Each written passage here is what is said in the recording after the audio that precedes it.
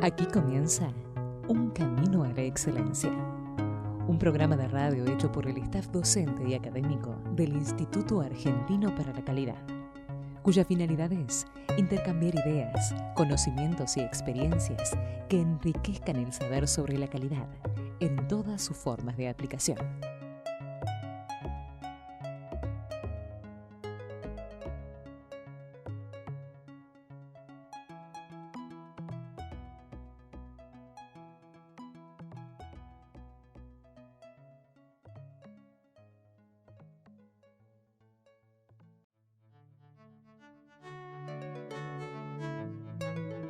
Auspician este programa Instituto Argentino para la Calidad, Escuela de Derecho Penal y Ciencias Forenses Aplicadas, Aldea Educativa, HLT Network, Ernst & Young, ILSI Argentina, Druida, Instituto Argentino del Envase, Coca-Cola Argentina, Cediat, Metrogas, Orígenes Seguros, Universidad y Salud, Universidad Siglo XXI. Nuestros medios de comunicación: www.caminoalaexcelencia.com.ar. Contáctenos a través de nuestro mail info@caminoalaexcelencia.com.ar. Hola audiencia, buenos días. Un nuevo programa de Un Camino a la Excelencia comienza aquí. Este programa que ya tiene muchas temporadas y que cada día hacemos una nueva entrega a la comunidad a través de Aldea Educativa, que tiene una plataforma en la cual ahora lo hacemos por Zoom, un programa de otra manera diferente, sin el estudio que hacemos siempre. Bueno, les habla Fernando Cardini y que me acompaña Mariana Palou de Comasema. ¿Cómo te va, Mariana? Buen día. ¿Cómo estás? Bien, Fernando, ¿vos cómo estás? Y bien, ahora estamos así, uno en cada casa, haciendo el programa. Y los invitados también, no podemos invitarlos a tomar café al estudio como hacíamos antiguamente, ¿no? Tenemos una invitada que ya la tenemos allí en pantalla, que ya ha venido al programa otras veces, ha venido al piso, pero hoy con la nueva modalidad la tenemos también lejos, como te tengo a vos, Mariana, como tengo a Cristian, que está en los controles. Y hola, buen día, Cristina Vázquez. La licenciada Cristina Vázquez la tenemos aquí en el programa Un Camino a la Excelencia. ¿Cómo estás? Buenos días, muy bien. Bien, Contenta bien. de compartir con ustedes. Gracias por participar una vez más en nuestro programa. Gracias por acercarte, hoy acercarte por Zoom, pero te acercaste también. Y estamos, nos vemos.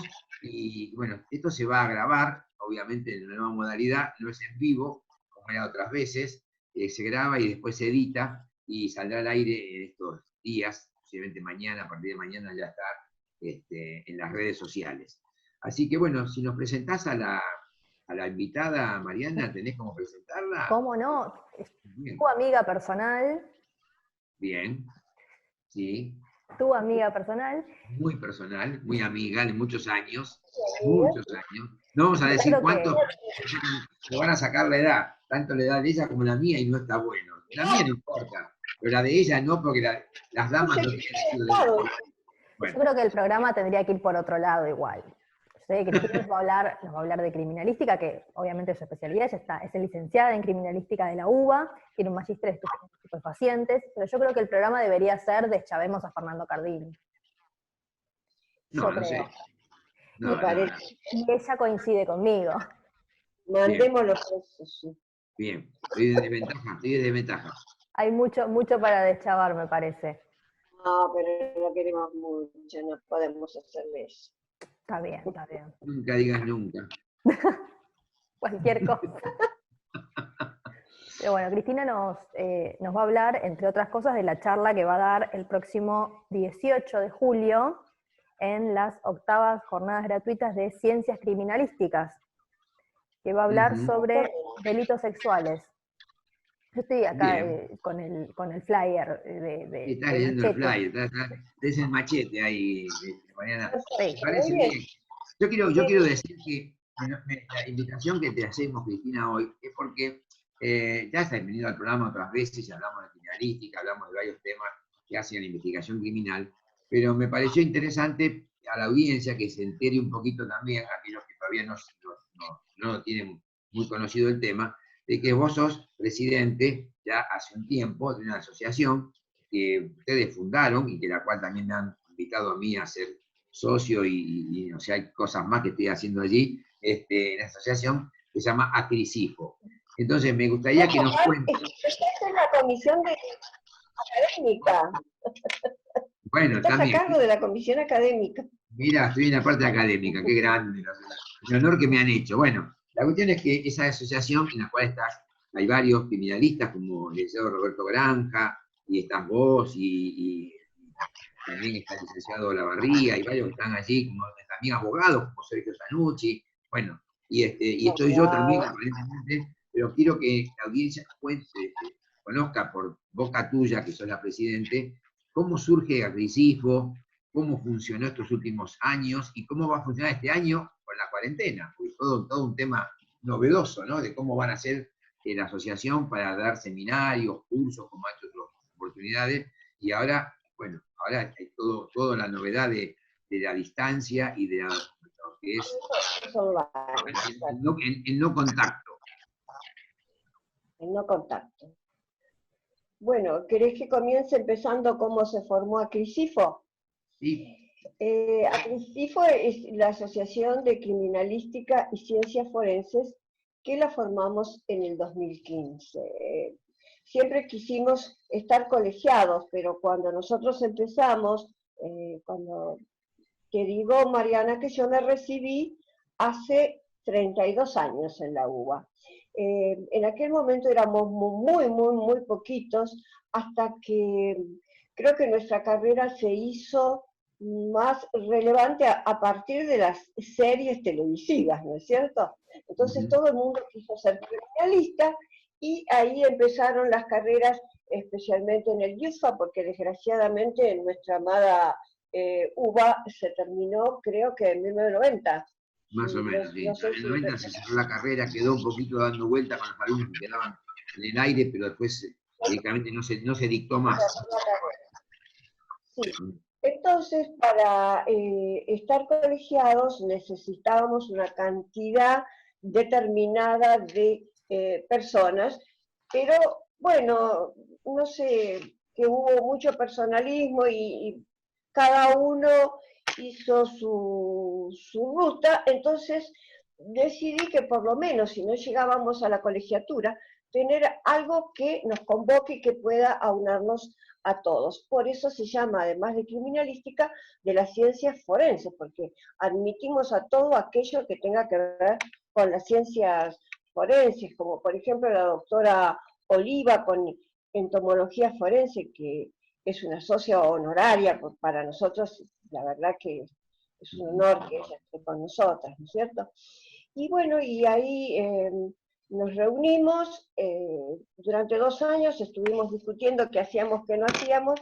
Finalmente, vos sabés que en la IGJ los trámites duran mucho, tardamos 1 año para que finalmente pudiéramos hacerlo en forma legal, como corresponde. Y así fue que el 10 de diciembre, 9 de diciembre, me acuerdo que era un día antes de la asunción de Macri, se forma esta asociación, que va mutando, va cambiando, porque algunos socios tienen algunos problemas. Bueno, yo sigo firme, vos también, Fer, y este año vamos a renovar algunos de los vocales y vamos a tener la suerte de que esté Marcelo Romero, que también va a estar también Claudia Pettinari, que no sé si la conocés, es licenciada en química y fue perito oficial del Laboratorio Químico de Policía Federal, que tan buenos recuerdos nos trae por nuestro amigo Padula y todo eso, ¿no? Y vamos a agregar también una persona que vos conocés, que es nuestra amiga la doctora Llames, doctora y licenciada, abogada y licenciada en criminalística. Ah, sí, Julieta. Julieta. Bien. Entonces, claro, lo que pasa es que ahora estamos impedidos de hacer muchas cosas porque todo es online y las instituciones oficiales no atienden. Bueno, a partir de ese momento... Y hacer una asamblea para cambiar de autoridades de una institución, sí. Claro, tenemos que hacer una asamblea por Zoom. Hay que hacer una asamblea por Zoom, pero no es lo mismo, o sea, toda una complicación. La verdad que la IGJ como entidad, digamos, que nuclea las entidades, digamos, la personalidad jurídica, ¿no? De las entidades sin fines de lucro, requiere de una... Viste que antes se requería, por ejemplo, avisar por boletín oficial que va a haber una asamblea para que los socios, por ejemplo, se enteren por boletín oficial. Después hay que hacer todo el tema de esperar los 15 días de hacer la asamblea. Bueno, hoy, por lo que yo también tenía entendido, la IGJ está pidiéndolo que, bueno, que se haga un Zoom, que se guarde un pendrive de la asamblea. Es todo un tema, bueno, bastante engorroso, imposible, pero complicado en los tiempos que corren. Es complicado, pero no importa, vamos a seguir adelante. Bien, adelante. Bueno, y entonces lo que comenzamos a hacer fueron jornadas donde convocábamos a los mejores especialistas. De hecho, vos estuviste en varias oportunidades, jornadas que duraban 6 horas, lo que no es poco, ¿no? Porque yo veo ahora que la modalidad es hablar 1 hora por Zoom y nada más. Yo sigo la vieja escuela de que cada uno tenga su tiempo para desarrollar su tema, porque eso de que te estén apurando 20 minutos y ya está, no terminaste de explicar, porque hay que explicar el origen de cada cosa y no tenían tiempo. Entonces, eso lo hacíamos en forma presencial. Este año llegó marzo, que era cuando dijimos empiezan las actividades, vamos a armar nuestra jornada, y el 20 de marzo nuestro mundo se congeló. Y hasta que reaccionamos y dijimos, bueno, tenemos que seguir, y armamos ahora nuestra 8ª jornada. También hicimos cursos gratuitos, que solíamos hacerlo los sábados. Bueno, y armamos esta jornada que es gratuita, hay 3 opciones, ¿no? Los que no quieren certificado es en forma gratuita, los que necesitan certificado son solo 300 pesos para escuchar 6 horas de conferencia. Y después la opción de nuestros socios, por supuesto, que es gratuito durante todo el año, todas las actividades que hagamos en esta modalidad. Y bueno, no sé si, Mariana, vos tenés los títulos de los que vamos a dar. Mira el flyer ahí, mirá, se consiguió el flyer, no lo larga. Yo me agarré. Muy bien, me parece muy bien. Bueno, entonces, ¿qué te parece si lo lees y te vamos contando? Perfecto, bueno, tu charla va a ser sobre delitos sexuales. Sobre delitos sexuales. Sobre delitos sexuales. Una cosa interesante de lo de... Si te interrumpa, Regina, no sé si viste hoy la noticia en los medios, aumentó un 148%, no sé, la cantidad de ataques sexuales o de violencia de género y otros temas que tienen que ver con el abuso sexual. O sea, que hay varios delitos que se están en este momento por la pandemia. Que ver con el confinamiento que estamos viviendo, sí, claro. Intrafamiliares, y bueno, obviamente también no deja de ser un tema de investigación, un tema de análisis, ¿no? O sea que si salís a la calle, perdón, ¿no? Pero esto a mí me da mucha bronca. Salís a la calle y es un peligro, entonces te tenés que cuidar de, no, si tenés, guarda cómo te vestís, guarda cómo esto, guarda así, mirás, guarda así, sonreís, y si estás adentro de tu casa, es lo mismo. Es lo mismo. Es lo mismo. Si estoy en yoguineta todo el día, tengo el mismo peligro. El peligro. Bueno, digamos, no es lo mismo, pero es como que se potencian ciertas relaciones. Pensá que el tema de violencia de género se da por muchos motivos, ¿no? Sí. Pero básicamente hay uno de los motivos son sexuales, y obviamente no quiere decir que no te pueda violar tu pareja no te pueda violar, por ejemplo, tu marido o tu esposa. O sea que No, obviamente que también se dan ese tipo de delitos intrafamiliares. Pensemos que los delitos sexuales en Argentina, el 50% se estima que son intrafamiliares. O sea, el tío, el abuelo, el amigo del tío, o sea, son cosas que pasan dentro de las familias. No siempre las familias a veces viven en comunidades, viven en grupos importantes, y eso hace que se den ciertas situaciones de violencia y situaciones de abuso que lamentablemente algunas se denuncian, otras no se denuncian. En este momento lo que están haciendo es abrir nuevos canales de comunicación que asisten a estas víctimas, pero siempre tiene una parte peligrosa, que es a veces por denunciar, encima hay más agresividad, es peor. Exactamente, cómo vuelven a sus casas. No, y aparte es siempre como que la carga termina siendo de la víctima, porque el ejemplo que daba recién, fíjate cómo salís vestida. O sea, yo quiero andar con no sé cuántos grados, pocos grados hay hoy. Si quiero ir desnuda por la calle, está bien, me van a meter en la cárcel, pero por otros temas. Pero me quiero agarrar una neumonía y quiero andar, no sé, con una mini, y bueno, viste cómo iba vestida. Eso por suerte está cambiando un poco,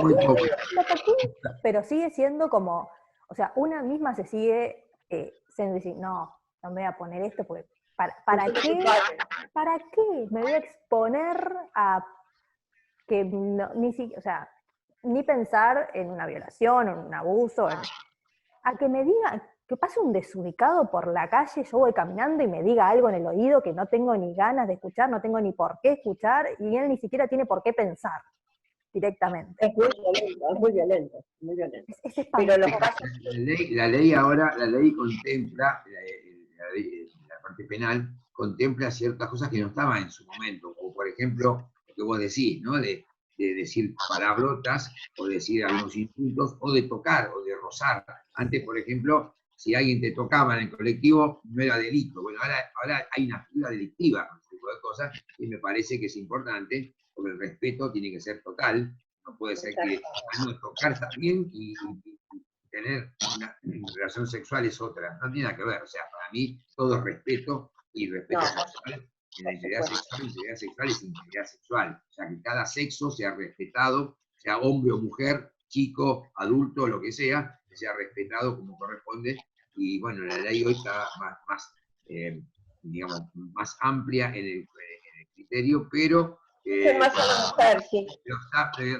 el tema de investigación, falta el tema inclusive de denuncia y el tema de respuesta a la denuncia, porque muchas veces hay jurisdicciones que vas a denunciar y no te toman la denuncia, o la toman vagamente. Entonces me parece que también aquí el trabajo de la justicia tiene que ser un poco más estricto en esto, y porque después del asesinato, el delito contra la integridad sexual es tan grave como el asesinato, y a veces cumple con la violación y muerte.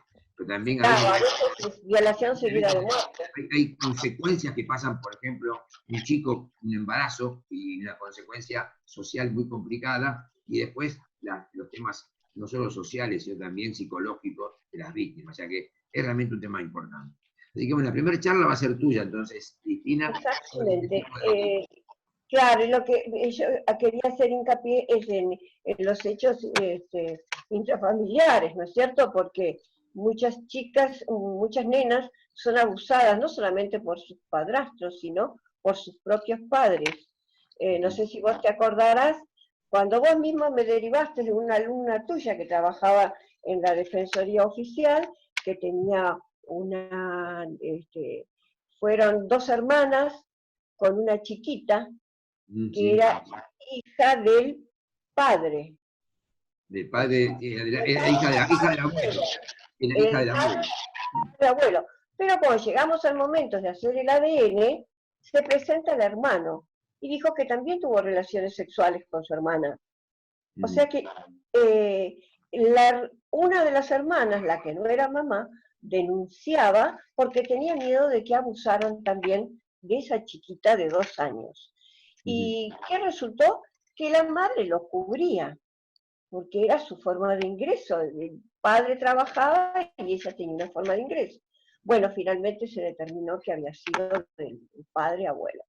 O sea que esto es importante, y también voy a tratar de contar un caso, voy a relatar cómo resolvimos un caso, que también esto se da, y lo hemos comentado muchas veces, Fernando, acerca de que en una disputa por un divorcio o por algo así, la madre acusa de abuso de sus hijos al padre para obtener la tenencia total. Y vamos a ver también que hay hombres que son acusados y que son inocentes. También hay que tenerlo en cuenta. Bueno, porque, recién hace por eso yo creo que es importante. Salió el caso de un actor que resultó que en las pericias se determinó que la acusación era falsa, y la acusación es gravísima. A ver, es gravísimo si es cierto, por supuesto, y también es grave si no es así, porque el mote de abusador, de violador o de violento, no te lo sacas más. Y ahora lo veo y digo, lo acusaron pero sé, o sea, por ahí sé que fue falso, pero lo primero que me acuerdo fue que lo acusaron de abuso sexual.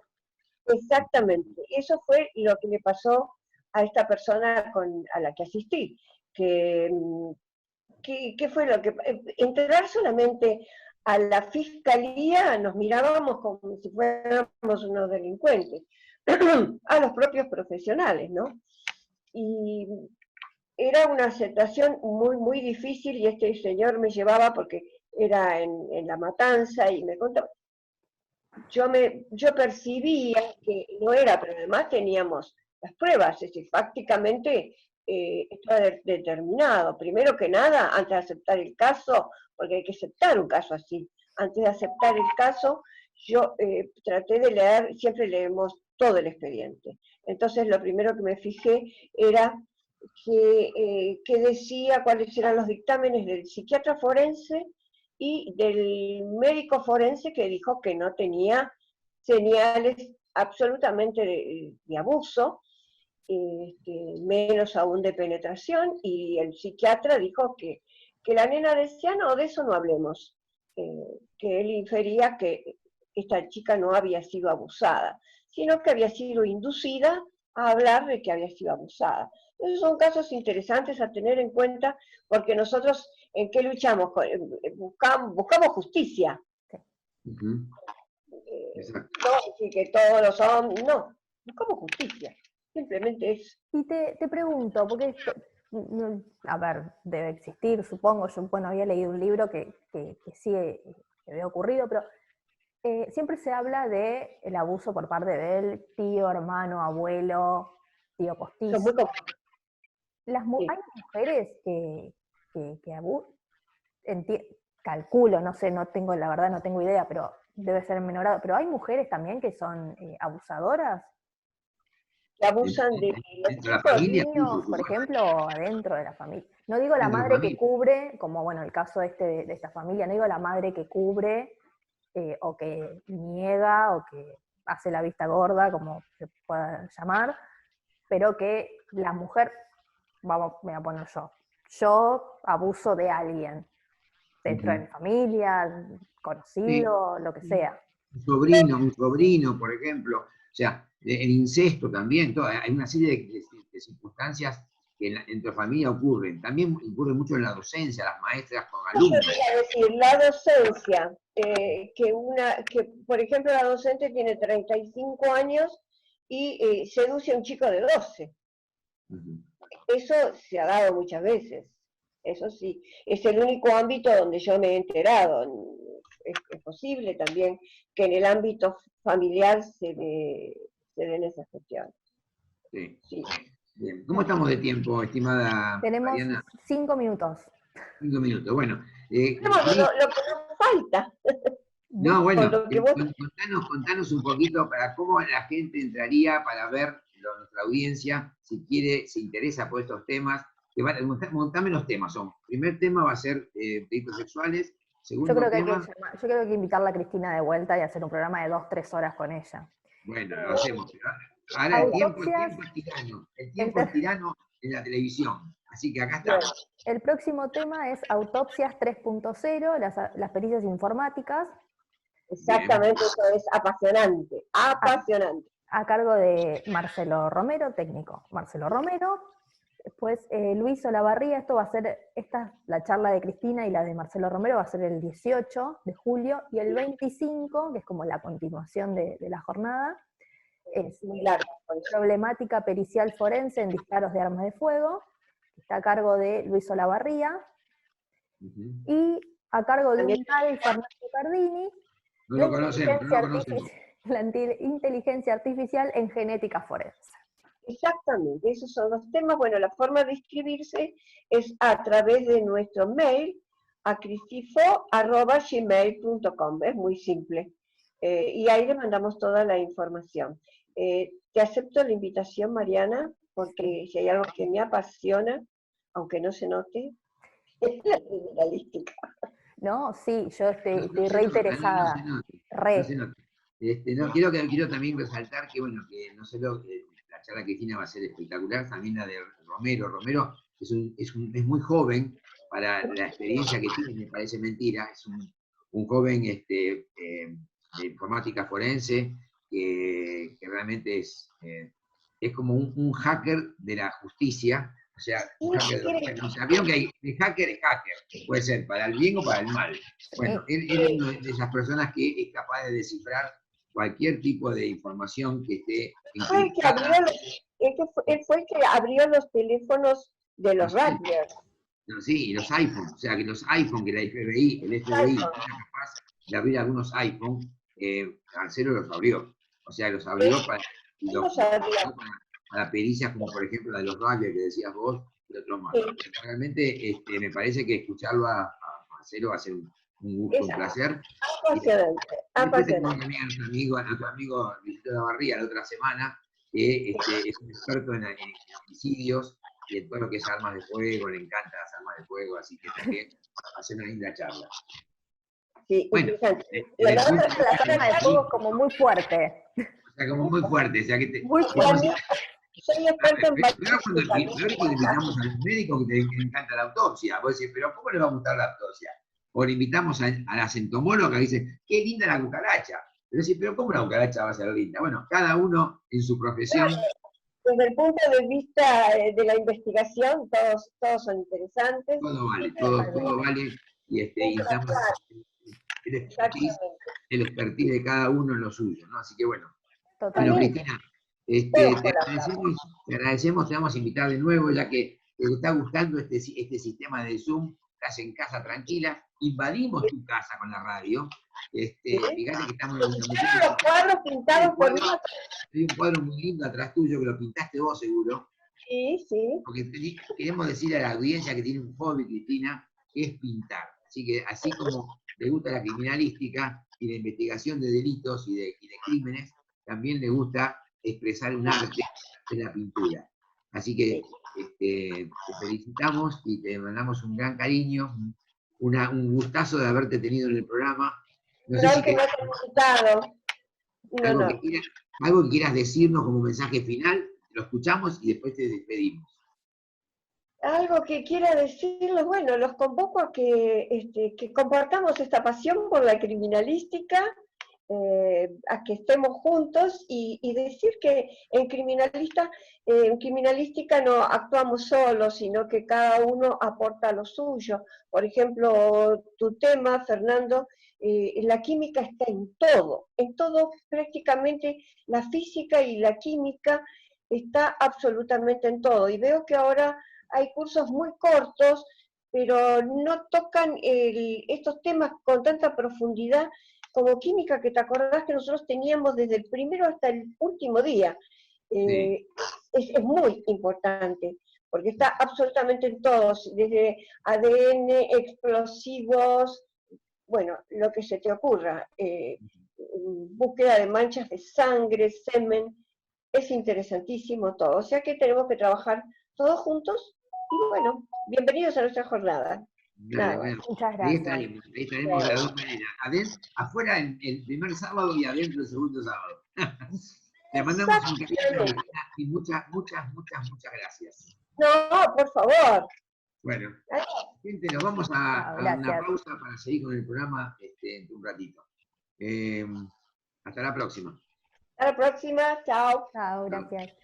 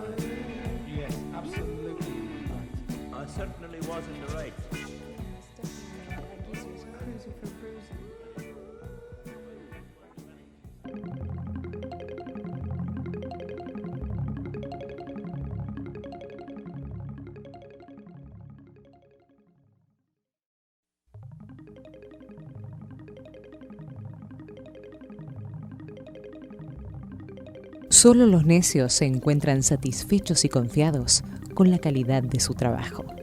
Mercedes Milá.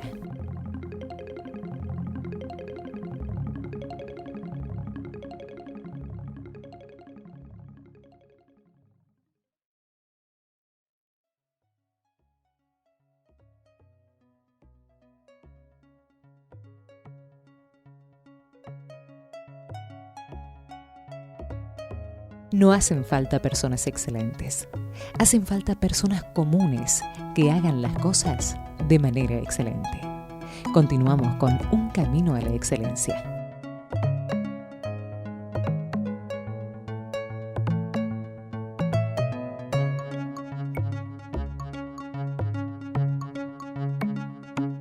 Bueno, volvimos con un nuevo bloque de Un Camino a la Excelencia. Cambiamos no tan rotundamente, igual me parece el tema, pero estuvimos con Cristina Vázquez hace un ratito y ahora estamos con Jimena Jatip, que también es amiga tuya, Fer. También. Hoy es el Día de los Amigos. Hoy el programa de radio está hecho con amigos. ¿Sí? ¿Está bien? Y porque es julio, es el mes, ya estamos palpitando. Cierto. Así que bueno, nuestra invitada de hoy, la segunda invitada de hoy, va a ser la doctora Jimena Jatip. ¿Cómo le va, Jimena? ¿Cómo está, Jimé?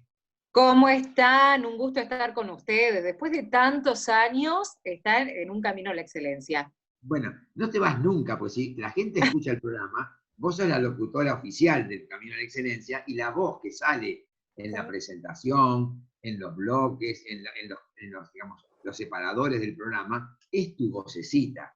Tu voz de locutora. Acá estoy, soy yo. Tu voz de locutora, la gente ahora la conoce en vivo y en directo a mi estimada y bien ponderada Jimena. Yo no la conocía, Jimena. ¿Cómo? Yo no la conocía, Jimena. Tantos años de programa. Vos que sos la productora de la radio, no la conocías porque nunca tuvieron la oportunidad de estar juntas en el mismo programa. Pero bueno, ahora están.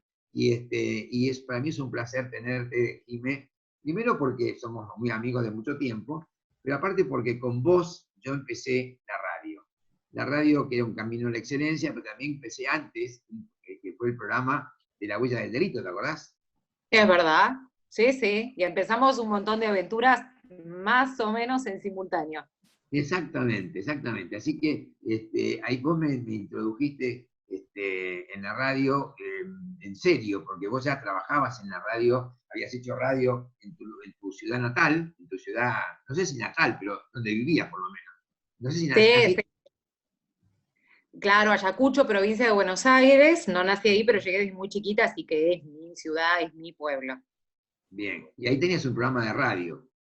Sí, pasé todos los horarios, viste que cuando uno, o bueno, les cuento, uno cuando empieza la radio, en el caso mío como aficionada, va pasando, empieza desde los espacios más chiquitos, hasta que después empieza como a ocupar los lugares más importantes, o los horarios en los que uno puede elegir. Bueno, este fue mi recorrido. ¿Hacías radio en ese momento y estudiabas en la facultad o abogacía? ¿Cómo hacías las dos cosas? Empecé radio a los 16 años. Por eso te decía desde chica, y primero en una mini aparición, y después ya con programa propio, y después con horario, el horario que yo elegí, y el tipo de formato que yo establecí, digamos, el programa que yo armé. Pero después a los 18 años me vine a Buenos Aires a estudiar abogacía, y después lo que hacía, para ese entonces, yo hice una breve pausa en la radio, y después volví a hacer un programa los fines de semana, que duró más o menos 6 años. Un fin de semana a la noche, era un programa nocturno, y lo hice más o menos durante 6 años mientras estudiaba la carrera, interín me recibí, y en algún momento, bueno, me retiré de Ayacucho. Bien. Bueno, y ahí después yo te conocí, te abogada, te conocí, ya estabas recibida, y empezamos con La Huella del Delito. La Huella del Delito, un programa hermoso, con invitados, la verdad, de todas las ramas de la abogacía, de la criminalística, de las ramas de la ciencia forense. La verdad que fue un programón que duró también unos cuantos años, tuvimos casi 10 años. Duró un montón de años y fue, en ese momento nosotros empezábamos, era algo más que un programa de radio, porque también los oyentes nos podían ver, esto que por ahí uno ve ahora como más atípico en el marco de la pandemia, de que hacemos mucho Zoom, mucho Google Meeting, donde uno ve al otro. Eso en ese momento para la radio era más novedoso. Claro, sí. Entonces, ya algunos ya nos empezábamos a ver, pero bueno, no perdí esa esencia de la radio, ¿no? De poder llegar a lugares donde uno no sabe que lo están escuchando, no sabe cuál es la historia del oyente, la expectativa del oyente, y uno tiene que conectar. Ese es el desafío. Teníamos inclusive escuchas que estaban en Francia, en otros países, y estaban escuchando el programa, porque inclusive teníamos, era un programa que tenía su tiempo, pero era anunciado con anticipación por las redes sociales, los temas y los invitados, y la gente se iba enganchando, ¿no? Y después los grabábamos y los guardábamos en la biblioteca también, que se podían escuchar diferidos, o sea, era toda una temática interesante que empezó en los años 2006 hasta prácticamente hasta hace poco. Bueno, y con este programa se continuó. Este empezó después, este programa de Camino a la Excelencia. Vos fuiste también la locutora de este programa. Hacenos una frase de locutora. Dale. ¿Qué te puedo decir? Bienvenidos a Camino a la Excelencia. Aquí los esperamos. Estés donde estés, eliminando las distancias temporales y físicas, porque podemos estar juntos. ¿Viste? Esa es la voz de una locutora. ¿Qué tal? Qué grande. Decime, Mariana, si esto no es un lujo, es un lujo. No. Hasta menos mal que está grabado. Menos mal que está quedando grabado. Esto queda. Bueno, pero la idea de hoy, estimada, aparte de escuchar estas historias son tan lindas, es que nos cuentes un poquito, porque luego entraste en la parte de académica, y tanto dando clases y coordinando, porque también sos coordinadora y secretaria académica de algunas instituciones y facultades que has sido, estás en la UBA, estuviste en la UAI, estás ahora en el IUCE.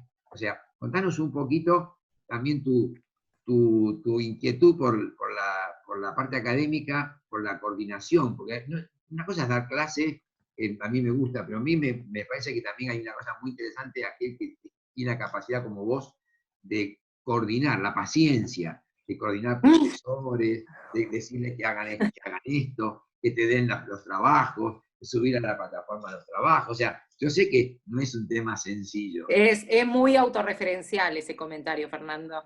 Te voy a decir algo. Hago el comentario. Vos, casi un apostolado. Tómelo, déjelo. Contanos un poquito.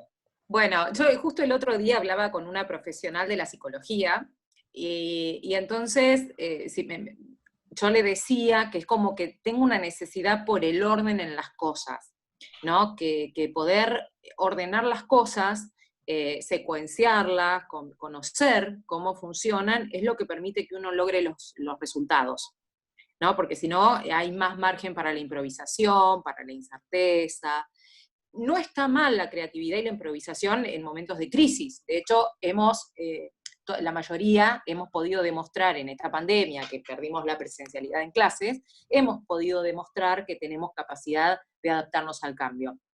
Pero lo cierto es que lo hicimos ya con un quehacer pedagógico o académico que traíamos, y eso nos permitió readaptarnos.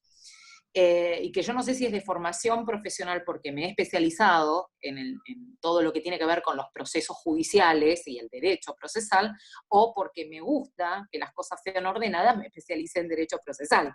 No sé cuál es el comienzo de la historia. Está en los genes, quédate tranquila. O en los genes, no lo sé. Pero el punto es que establecer procesos en la educación, la coordinación está muy vinculada con la gestión. Y es casi tan importante como los contenidos. Uno a veces está demasiado preocupado en que la clase sea rica en contenidos, sea teóricos como prácticos, pero a veces todo lo que hay detrás, que tiene que ver con la contención, la regularidad, el orden en que esos contenidos se presentan, qué más le podemos brindar a los alumnos para que estén contenidos en este proceso de enseñanza-aprendizaje, ¿no? Siempre pensando que es un proceso recíproco. Entonces me parece que es un alto componente. He tenido la posibilidad, y estoy sumamente agradecida, de haber podido trabajar y de hacerlo actualmente en lo que tiene que ver con la coordinación de actividades académicas. Obviamente sin dejar de mi lado de docente, que no lo dejaré nunca, pero me parece que, por lo menos quienes han podido trabajar conmigo, bueno, Fernando, hace 15 años que trabajamos juntos, un poco me conocés, pero creo que eso puede potenciar los resultados que se obtienen en la educación. Obviamente sin desatender a la calidad educativa, ¿no? Siempre tratando de que los docentes sean los más idóneos, los que tengan mayores antecedentes y conocimiento sobre el contenido que van a aportar. Exacto. Y vos en la UBA sé que hace tiempo que estás coordinando un tema en posgrado. En la UBA inicié en el año 2010 con la coordinación académica de la especialización en Derecho Procesal. Perdón, en 2012. En 2010 me recibí. Y siempre bajo la modalidad virtual, presencial, y después lo que empezamos a hacer es, a través de convenios, viajar al interior, a las provincias, para dar la misma especialización, pero en aquellos lugares en los cuales no tenían esta posibilidad, y además con una certificación de la Universidad de Buenos Aires. Esto fue hasta este año. Sí, hasta que se llegó la pandemia. Hasta este año. Hasta el 20 de marzo existía.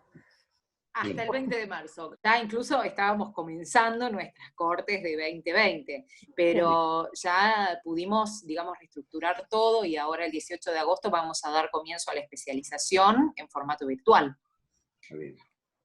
Lo cual ha permitido que esto nosotros, bueno, con Fernando, dentro de estas aventuras que iniciamos hace 15 años, también fue la educación a distancia, a través de cursos vinculados a la criminalística, a la investigación criminal. Entonces, nosotros ya habíamos podido vivenciar esto que significaba para el alumno que estaba distante, que no podía asistir a un centro de capacitación, con mayor o menor renombre. Acá no estamos hablando ni siquiera del nombre de la institución, sino las posibilidades reales de acceder a contenidos de calidad, que aportan a la profesionalización, o incluso a la práctica cotidiana. Y eso nosotros lo habíamos podido ya vivenciar cuando empezamos a trabajar en nuestros cursos de la Escuela de Derecho Penal y Ciencias Forenses Aplicadas, y realmente uno ahí advierte cómo lo recibe el destinatario.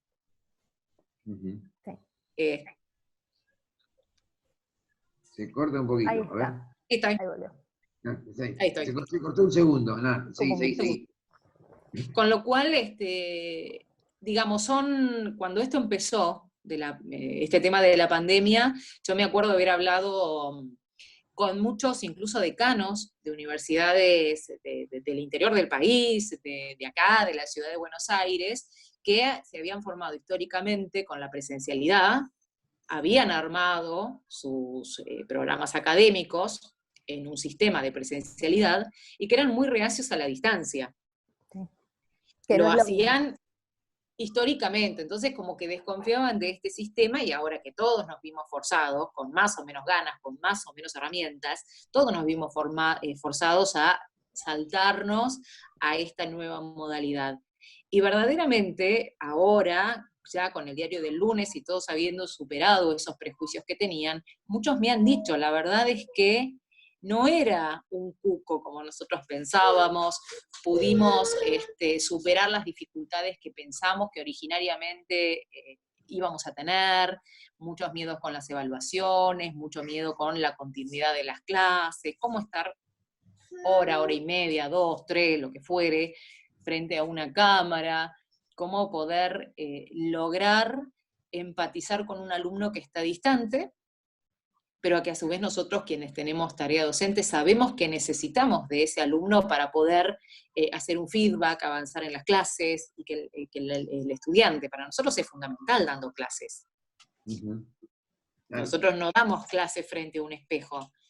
Y bueno, creo que esto ha sido un desafío para todos los que estamos en la enseñanza, y también para todos los que están en su etapa de formación.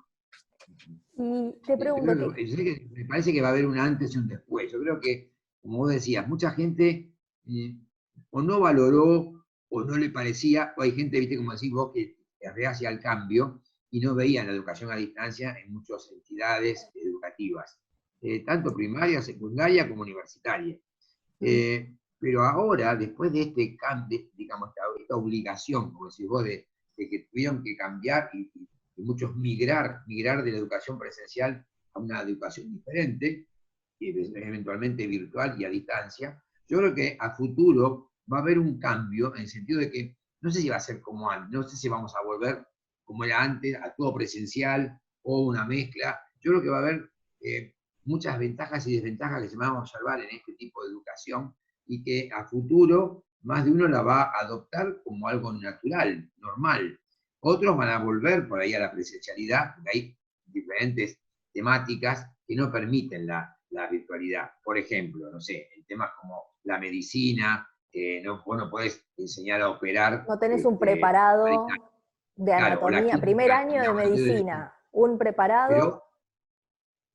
Pero muy probablemente también hagas algunos temas, como por ejemplo, hoy hay gente que opera con robótica.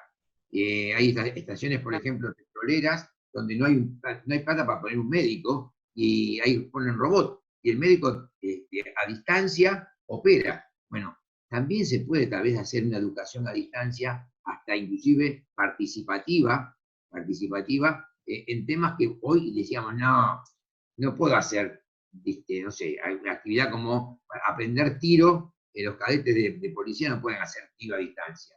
No sé qué cosas se pueden hacer. Hay, por ejemplo, temas virtuales, por ejemplo, para aprender a tirar. Así como se aprende otras cosas. O sea que yo creo que va a haber un después totalmente distinto al antes que tuvimos en la parte educativa.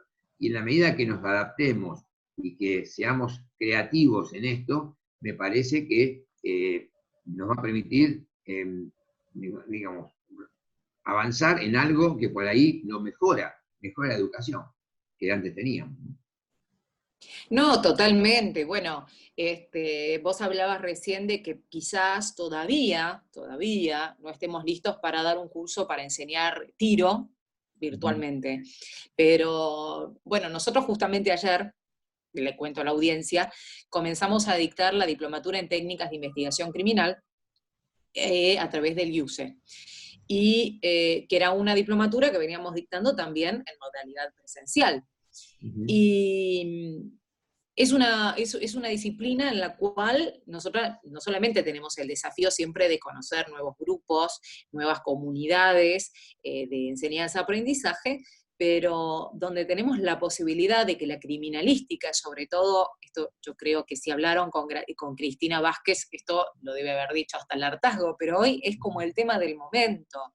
Es impresionante cómo hace unos años atrás, este tema, las disciplinas que conforman la ciencia forense, tuvieron como una explosión, y hoy todo el mundo habla de sangre, de balística de ADN, no solamente vinculada a la afiliación. No, y aparte, eso es muy bueno. ¿Sabés como, por ejemplo, no sé, a mí me gustaba mucho la serie Bones, fanática de Bones, fanática... No me pregunten por qué, pero era fanática de Bones. Yo me decía, ¿ves como la síndrome? No hay que comprometer la escena del crimen, porque si yo piso la estoy contaminando. Yo no sé nada. Yo me miré toda la temporada de Bones nomás. Bueno, ya te incorporó en la cabeza lo importante de la escena del crimen. ¿Quién hablaba de la escena del crimen hace 20 años atrás, o 30? Nadie hablaba de la escena del crimen. No. El crimen era algo que ni siquiera la misma policía la tomaba como algo en serio. Era ir, pasar por ahí, mirar un poquito, levantar dos o tres cosas y irse.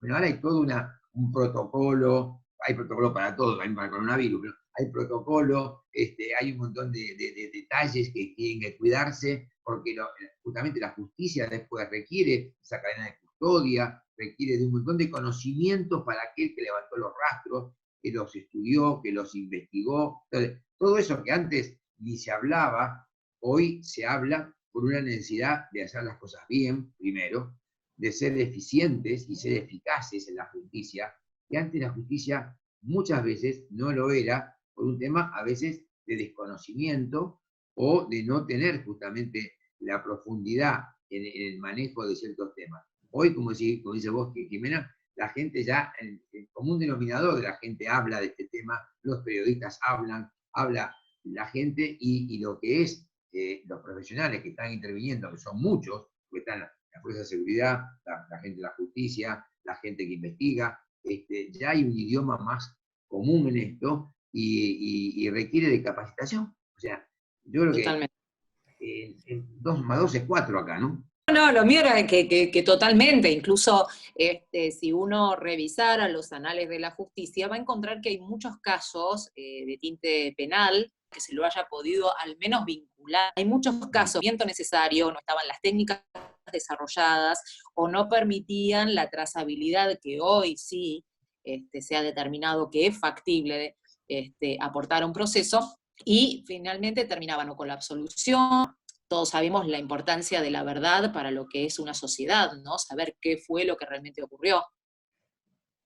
Totalmente. Es que también, si no tenés las herramientas para investigarlo, tampoco tenés las herramientas para prevenirlo. Exacto. O para predecirlo. O sea, hoy yo creo que las ciencias forenses han llegado a un punto, en conjunto con las políticas criminales, en conjunto con la gente que hace investigación, con la gente que hace inclusive los protocolos y todo más. Hoy se ha llegado a casi ciencia ficción. O sea, hoy se podría llegar, y hay ciudades que están haciendo predicción del crimen. Pero para predecir el crimen tenés que entender cómo funciona el crimen en todas sus etapas. Entonces, puedes hacer que una sociedad sea más segura, inclusive, a través de estas técnicas que van de biométricas, por ejemplo, el seguimiento desde una patente en la calle, que vos sabés dónde va el auto, porque tenés monitores que lo pueden ver, o cámaras que pueden detectar un rostro, tenés un montón de otras cosas que hacen que las cosas sean más seguras y la sociedad viva más tranquila. Y eso se debe a la educación, se debe a la investigación, se debe al análisis, ¿sí?, de datos, pero para tener los datos tenés que analizarlos, tenés que hacerlo. Entonces, lo que se ha abierto el panorama de esto, si bien se puso medio, entre comillas, de moda la criminalística, también tiene que ver que esas ciencias forenses tienen gente que se ocupa de capacitarse, y de avanzar y de hacer un análisis de todo esto, ¿no? Me parece que eso fue muy importante. Sí, obviamente. Ay, perdóname, Mariana, sí, no hablo mucho. Está perfecto, ¿no? Está perfecto. La idea es escucharte a vos, no a mí. No, pero bueno, lo que iba a agregar con Fernando es casi tan importante que los crímenes no queden impunes porque no se puede determinar, que no se terminen anulando porque hubo un error en el procedimiento, sea porque una muestra no fue bien tomada, no fue bien conservada, no se pudo justamente determinar la cadena de custodia, o porque luego los operadores judiciales no supieron interpretarla porque no hay una formación adecuada que les permita, digamos, impregnarse un poco de estos nuevos principios de la prueba científica, que por otra parte no está regulada, y eso es una deuda que tienen prácticamente todos los códigos procesales, no solamente en nuestro país. Sí, acá tenemos una larga historia de crímenes sin resolver. Sí. Pensemos que todavía hay cosas que superar, ¿no? O sea, pensemos en el Código Penal mismo, que ayer lo hablamos en la diplomatura, es de 1992, en gran parte lo que está hoy en vigencia. Si bien hay un código nuevo, un nuevo código de procedimientos del 2018, no sé cuándo es, todavía mucha gente no lo ha implementado en muchas provincias, algo con excepciones. Claro. La gran mayoría no tiene puesto en práctica. O sea, hay procesos que son a veces más lentos, menos lentos, de cambios, porque el cambio siempre no es un tema fácil, ¿no? O sea, lograr el cambio. Y así como falta lograr el cambio de implementación de ciertos procedimientos o procesos o manuales que se han hecho, el manual, por ejemplo, del Ministerio de Justicia, el manual de procedimiento de escena del crimen, y todo eso que existe, ya está. todavía hasta que se implemente lleva un tiempo. Y se suma a eso la gente que para implementarlo también requiere de capacitación.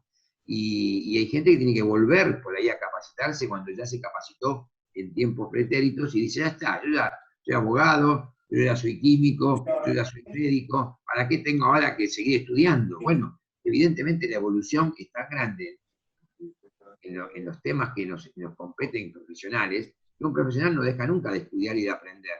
Por eso me empecé la necesidad de estas diplomaturas, de estos cursos o de posgrados, ¿sí? Que realmente deberían ser algo de moneda corriente, por decir así, en todos los profesionales. Todavía sabemos que no es así. Hay mucha gente que se ha quedado, se ha enquistado en algo y sigue pensando en el pasado y no quiere el cambio.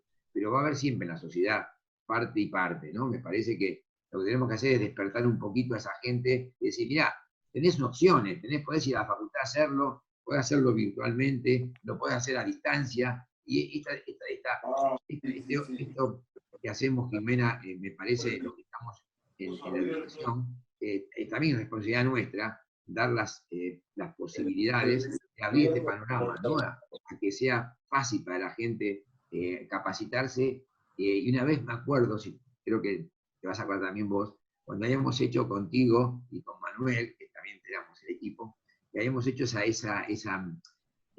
con la gente de Aldea Global, esa muletilla que era estudiar donde quieras, cuando quieras, en el momento que quieras, ¿te acordás? Sí, me acuerdo.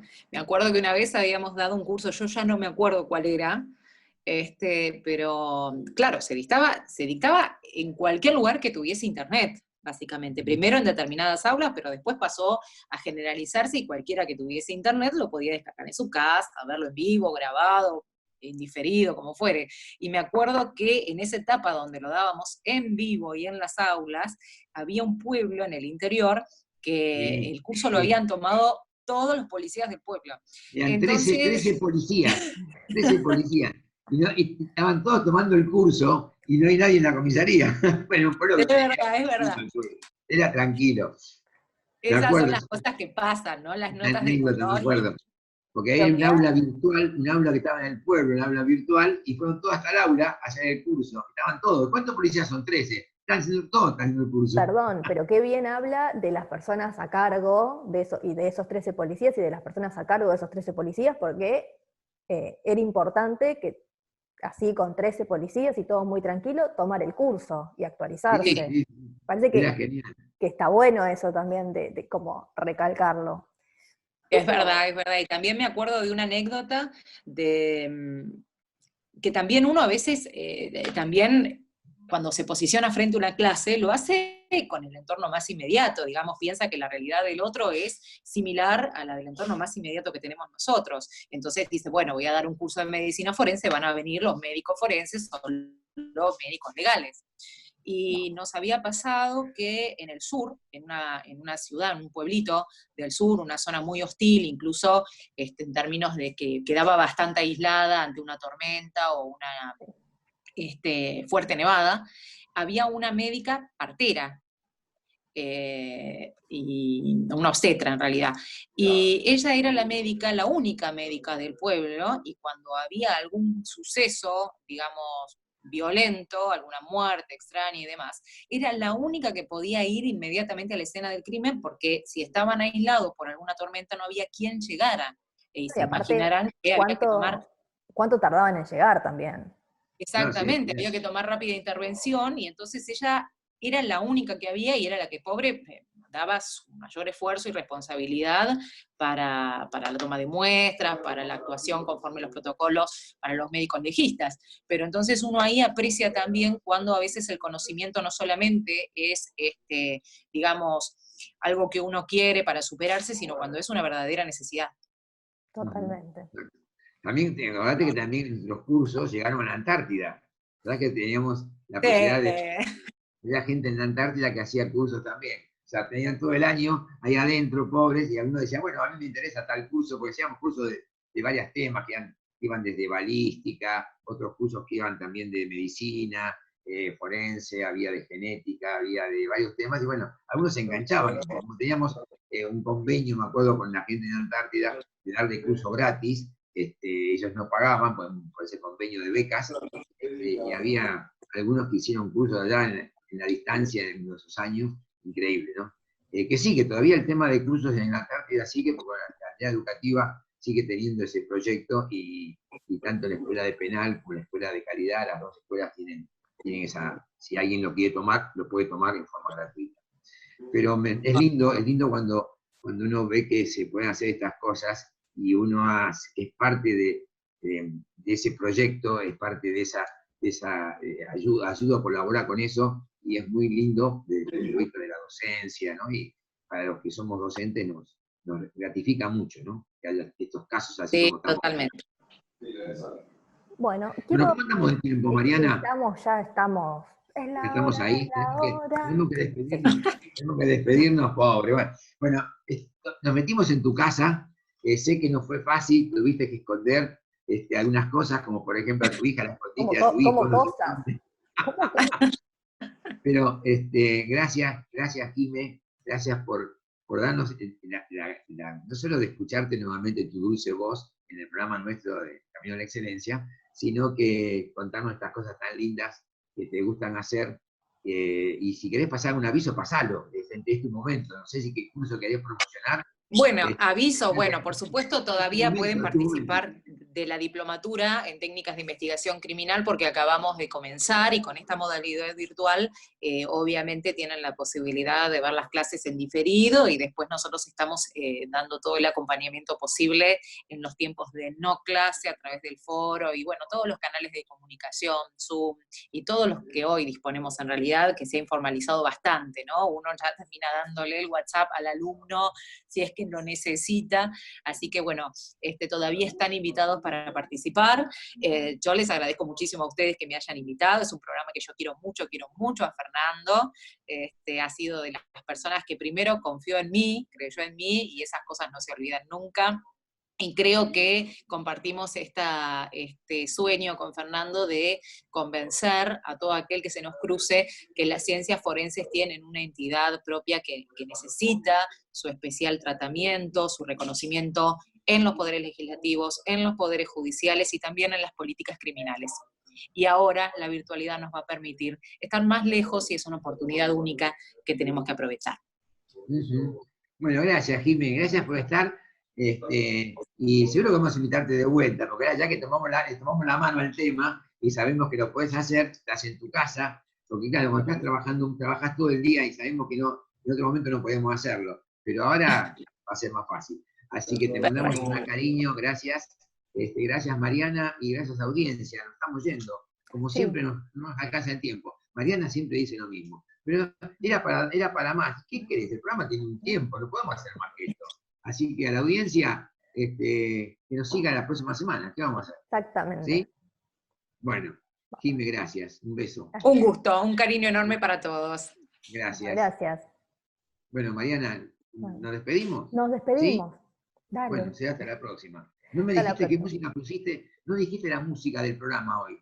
¿Qué nos pusiste? Te dije que no sé, porque la pienso después. Ahora como le mandamos todo a Cristian. Ahora hice todo distinto. Antes te ponías, no sabés. Es todo un tema, Jimena, con la música, pero no importa. Ahora se ve que la pone como se graba esto, y después lo edita, se ve que meten la música y yo no me entero.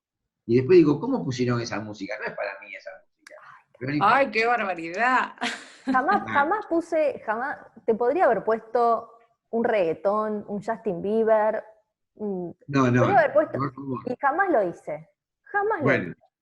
Bueno, pero como tenemos audiencia, la audiencia puede ser alumnos, pueden ser colegas, puede ser Doña Rosa, así que toda música vale, porque cada uno le gusta la música. Voy a decir algo, cuando Fernando me invitó, entre todas las cosas que me dijo para convencerme, que la realidad es que no le costó mucho, para decirme, no, pues yo necesito a alguien que ponga la música, pues si no yo pongo toda música como de viejo, y siempre me dicen que es música de viejo, así que vos tenés que modernizarnos. Y ahora que quiero modernizar, se queja. Bueno, tampoco te vayas al otro extremo. Seguimos siendo medio jovatones. Habla por vos, querido. Habla por vos, querido. Yo estoy en la flor de la edad. Hablo por mí. Chicas, un gusto. Nos vemos en la próxima. Audiencia, vean un camino a la excelencia la próxima semana. Adiós. Chao, gracias.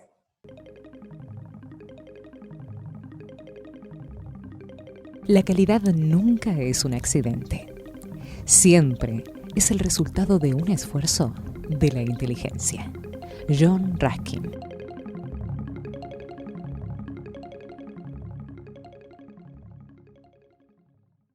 El sistema Kaizen. El Kaizen surgió en el Japón como resultado de sus imperiosas necesidades de superarse a sí misma, de forma tal de poder alcanzar a las potencias industriales de Occidente y así ganar el sustento para una gran población que vive en un país de escaso tamaño y recursos.